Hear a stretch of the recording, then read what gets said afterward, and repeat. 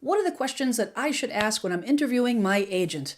This is the most popular question that you guys reach out to me about, and I've done content about what not to ask your agent. But in this video, I'm going to get into the questions that agents secretly dread and why you absolutely need to ask them. Now, these questions are going to be revealing. They're not just going to be awkward. They're going to give you clues on whether you're dealing with an agent that is truly a professional or an agent that is someone you probably should show the door. So these questions are in no particular order, but the first one is a stinger. It is a doozy. And I know I'm going to get pushed back by the agent community, but oh well. You need to know this information. And the first question is, what is your commission and will you take less? Now, the reason agents cringe when they hear this question is because you're putting them on the spot. You're asking them to defend their value, and an unskilled agent isn't going to be able to do that effectively. They are what I call an 80% agent. And what's an 80% agent, you might ask? Well, after almost 30 years in this industry and having worked with a lot of real estate agents, it is my opinion that 80%, probably more, of the agents in the industry are not worth what they're getting paid. They're not highly trained. They're not highly skilled. They do not put your needs ahead of their own. The good news is 20% of them do.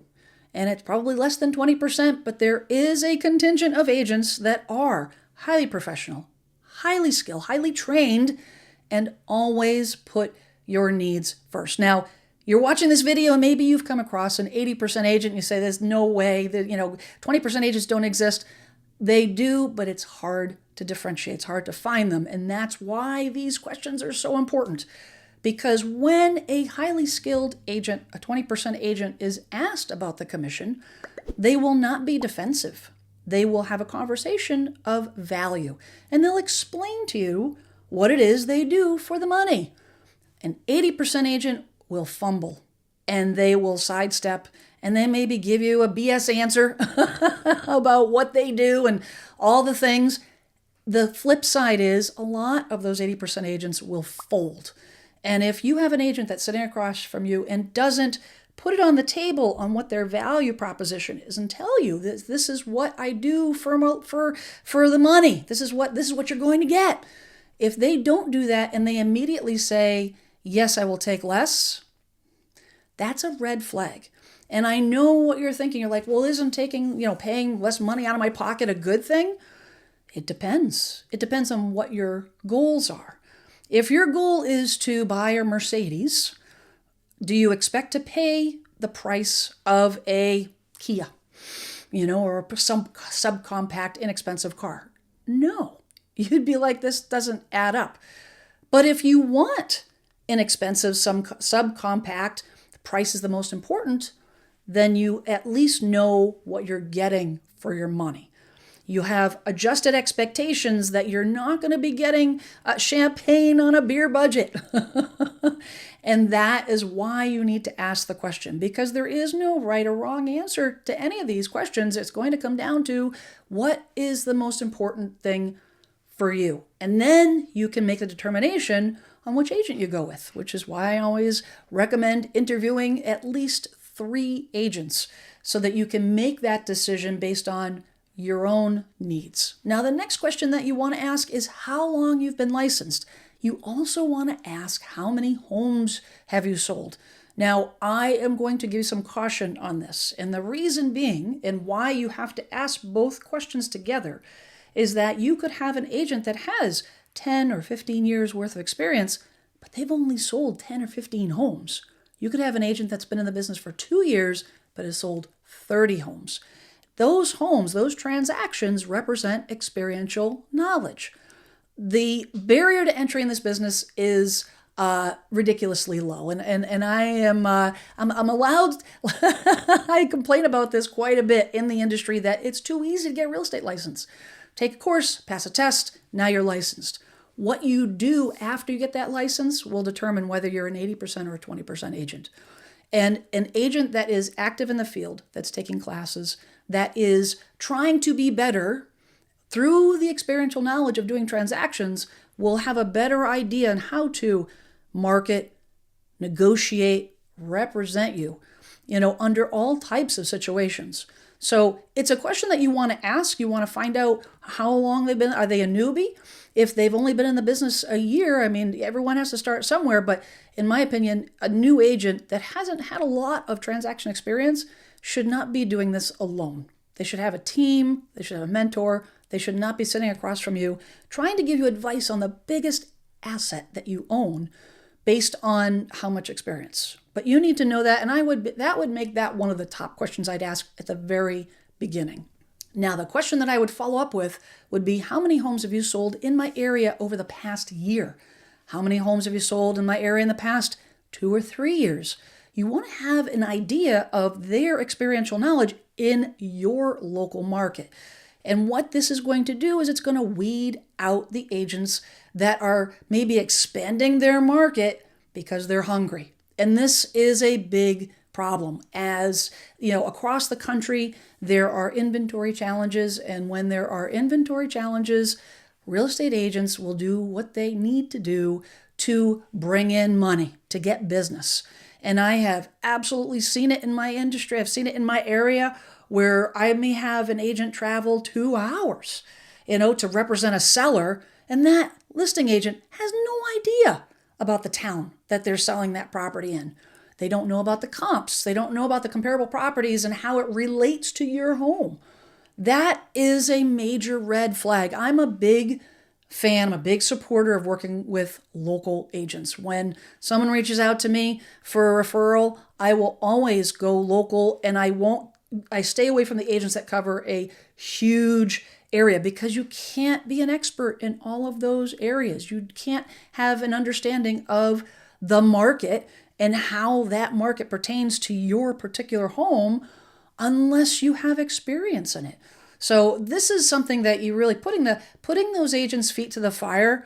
And if they start dazzling you with data, I actually watched a training in preparation of this video. I watched a training video by another company that was on YouTube that specifically instructed their agents, if you don't have a history of sales, if you're not in that area on a regular basis, dazzle them with data. Really? It made me so mad. It made me furious, because that is exactly what an 80% agent will do. That's exactly what an 80% agent will do. A 20% will be able to articulate what experience they have. Now, it might be an area, you might be in a neighborhood that doesn't have any turnaround. There's plenty of areas here that, homes just don't sell. People stay for a long period of time, or there's been one sale out of the entire neighborhood over the past year and your name wasn't on it. But the agent did not broker either side of that transaction. So you do have to keep that in mind, but you definitely want to make sure that you are working with an agent that understands your area. That is critical. Now, the next question that I want you to ask is, how many clients are you currently working with? You want to figure out and gauge whether you're going to be just another name on a file, because they've got so many clients that you get lost in the sauce, as they say. You get forgotten about. And it's also a gauge on how they ask that question. An 80% agent will be vague, sidestep. Maybe an 80% agent only has one client, but they don't want to tell you because they don't want to be judged and have you think that they're not busy. So they'll sidestep the question. Or maybe they'll lie and say they've got a ton of clients, but you'll be the one that's the top priority. Don't you worry, Mr. and Mrs. Seller, I will, not forget about you. Really? Okay. Well, a 20% agent is going to be transparent. A 20% agent is going to say, listen, I've got 2 buyers, 1 seller, home seller I'm working with now. And that is intentional based on how much book of business that I can handle. Period. That's what I tell my clients. I am a solo agent. I don't have a big team. I know how many clients that I can handle at one time without sacrificing quality of service. You don't have to have an agent that has a huge book of business. That can be a serious negative. And depending on where you are in the country, the agents are not juggling a lot of clients right now. I know up here in the Northeast, the listing inventory is scarce. And even if you have buyers, you're not busy out showing property because there's no inventory. So it's not necessarily negative, but you do want to see what their response. I think their response to the question is more, and how they respond is more important than the actual answer to the question. But it does provide some clues on who is sitting across the table from you. Now, this next question will make some agents squirm because it's an uncomfortable question, and that is, how much money do you spend on marketing your listings? How much money do you spend? This is going to be a telltale sign. This one's going to make it very clear on what kind of agent sitting across from you. An 80% agent will be vague. An 80% agent does not have a budget. They will squirm a little bit. They'll sidestep. They'll give you some general information because they don't know. They really don't know. They may not have a plan. Maybe their plan is to spend as little as possible. They just want to get the deal done so they can get on to the next. The difference between an 80% and 20% agent, the 20% agent will know exactly what that number is for your particular home. Why? Because every agent is, and a lot of folks don't realize this, you may not realize this, but every agent is 1099. Well, what does that mean? That means that every agent is independent, even though they may work under an office, a RE/MAX, a Century 21, a Coldwell Banker, or whatever, EXP. They're all running a business within the business. They are responsible for their own budget and spending their own money.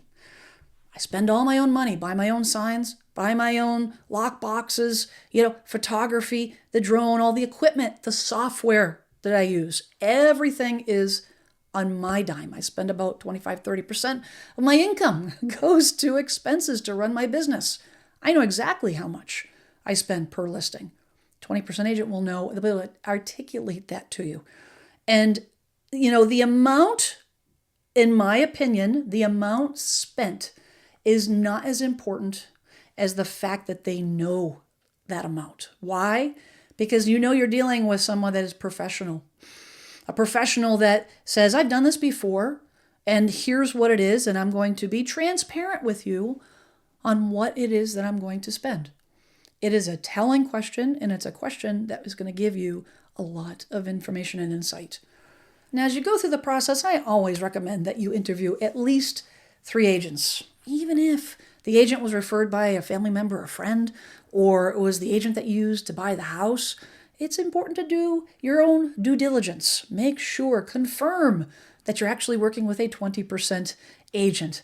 Now, if you need help finding more agents to interview, I can help you out with that. Over the last 30 years, I have vetted out a lot of agents. I've sent a lot of referrals, helped people move across the country, and I've kept track of a list of preferred referral partners that I've accumulated over the last several decades. And I can connect you with one of those top agents, one of those 20% agents. It doesn't cost you anything, no obligation to use them. If you do end up using them, I do get a small referral fee, but you know what? I just want you to make sure that you're using the right agent. Now, if you want to get connected with one of those agents, there's a form in the description, or you can click the QR code on the screen, fill out the short form, and I'll get in touch with you. But I want to make sure that you do your interview process, make sure you do your due diligence, make sure you ask all these questions so that you can align yourself with the right agent, an agent that's not going to take you to the cleaners.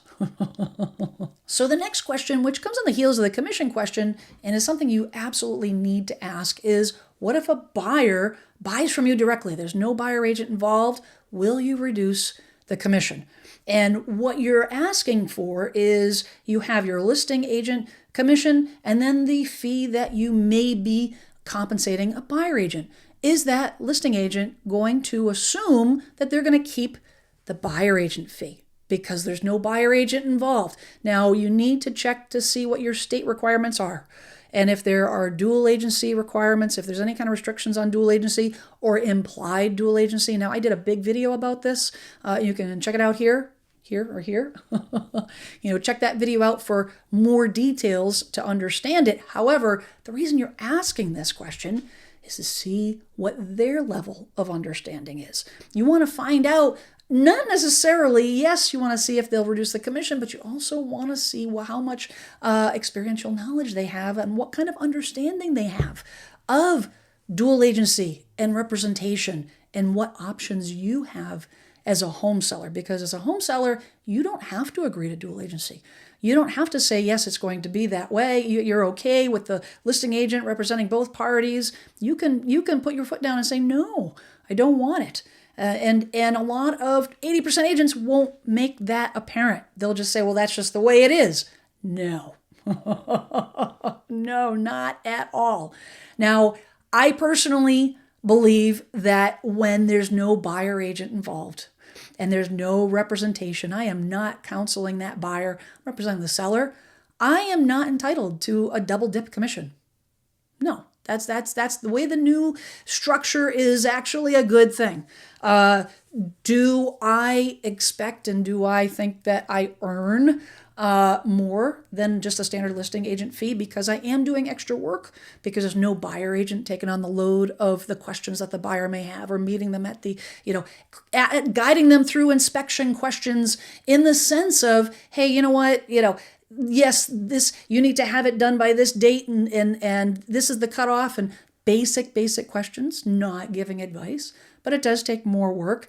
Babysitting the mortgage, calling the mortgage company, make sure that you protect the seller by knowing what's going on with the mortgage company. But you want to find out what their response is and how they handle that, because that will be a clear indicator whether you're dealing with a 20% or an 80% agent. A 20% will be very articulate, I can say the word, and be able to explain to you, this is how it works, this is how I handle it, this is what I'm willing to do.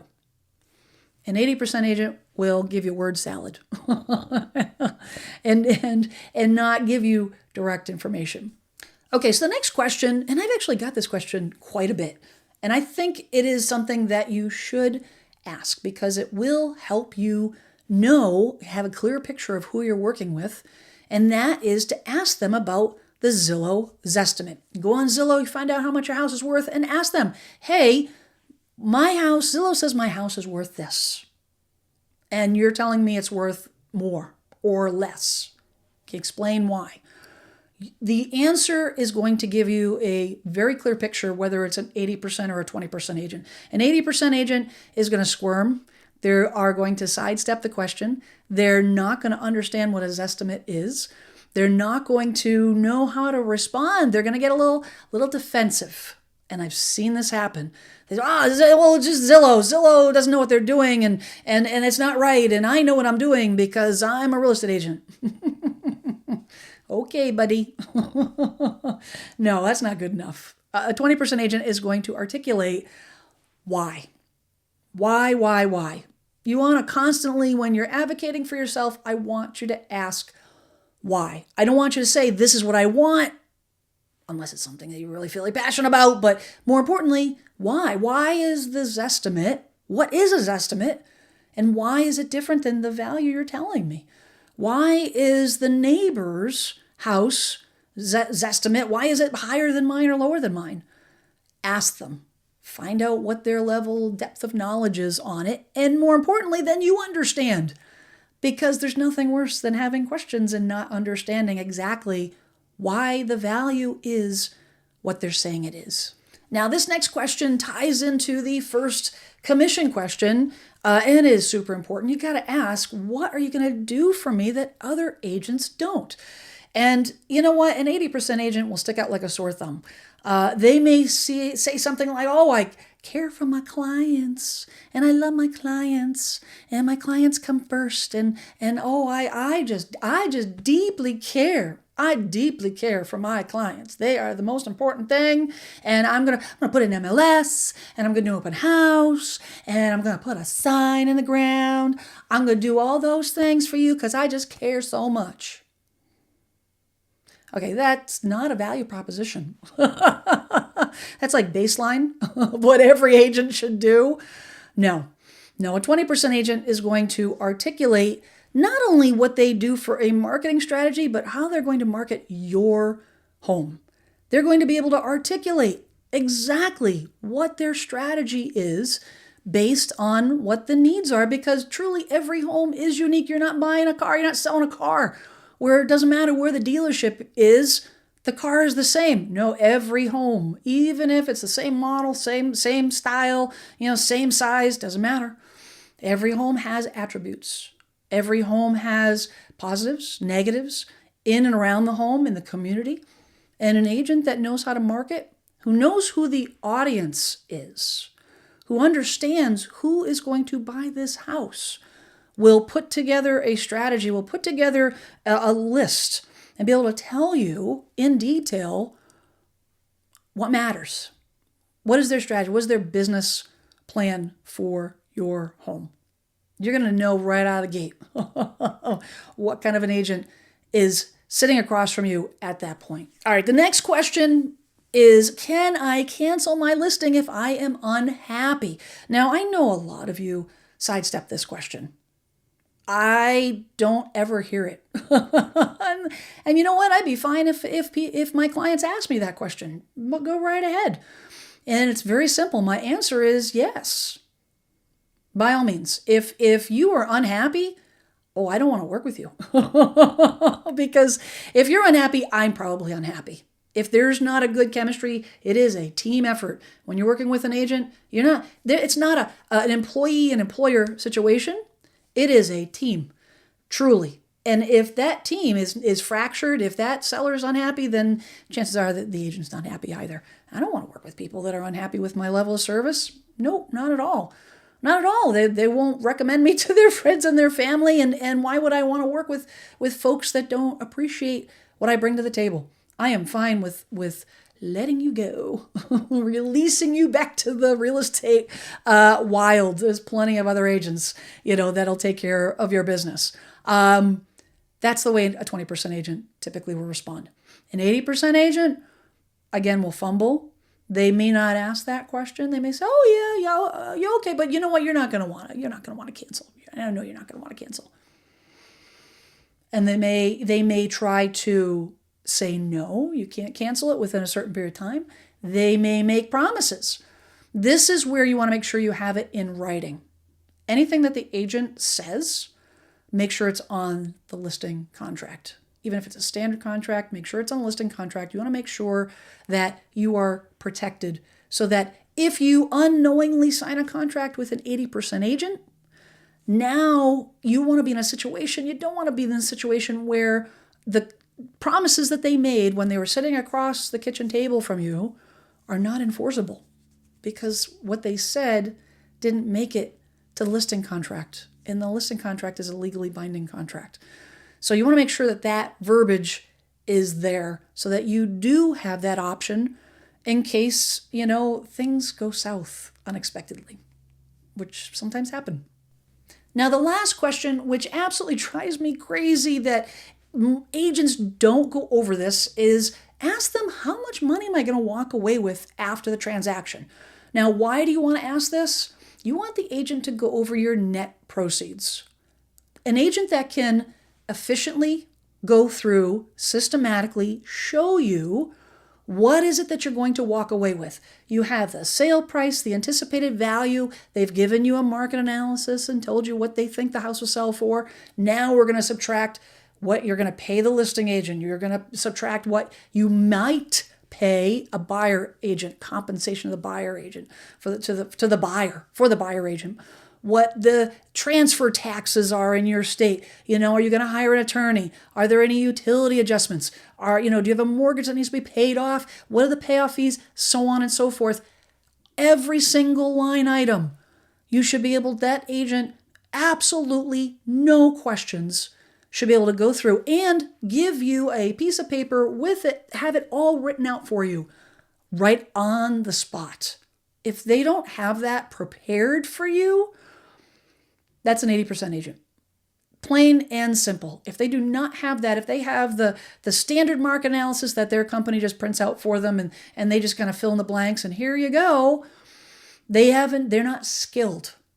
They're not skilled because you as a home seller should know what number are you aiming for. And nothing makes me happier, and it happens time after time after time, where I give them an anticipated number. My anticipated number is within $100 of their end number. And best case scenario, it's the number that the expenses are lower or the sale price is higher and they walk away with more money. I always go conservative to make sure that I'd rather that have them be surprised than disappointed because we underestimated on the price and the expenses, you know? So, but I try to get as close as I possibly can. And am I a finance wizard? No, but I know my business. I have experiential knowledge. So I can articulate that because oftentimes if you're selling and buying another house, that's a number you need. That's a number you need. But you want to make sure that you 110% make sure that that question is on your list because that is not something that you can assume that an agent is going to have prepared for you when they come to the interview.